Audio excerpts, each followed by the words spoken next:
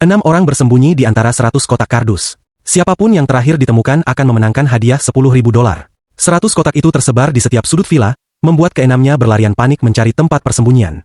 Alex memilih bersembunyi di dekat roda pemutar.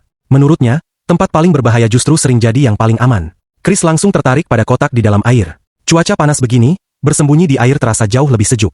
Dengan bantuan Ben, Emily masuk ke kotak di atas meja, sementara Ben sendiri bersembunyi di kotak yang ada di atas perahu. Amanda memanjat ke balkon, yakin bahwa tempat yang lebih jauh akan lebih sulit ditemukan. Setelah semua bersembunyi, Brian mulai mencari.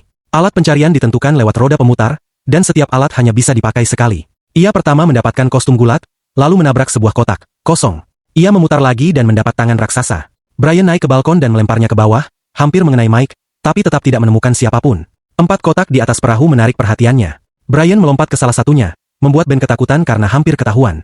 Alat berikutnya adalah pemindai panas. Dengan cepat, Brian menemukan bayangan manusia dan membuka kotaknya. Emily pun tereliminasi. Roda diputar lagi, kali ini alatnya semangka besar. Brian mengetuk kotak milik Alex dan melempar semangkanya ke samping. Tetap meleset, Alex hampir menangis karena kaget.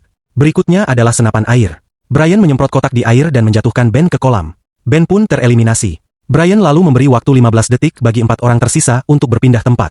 Semua bergerak cepat, kecuali Chris yang tetap memilih bertahan di air karena merasa paling nyaman. Alat selanjutnya adalah anjing pelacak.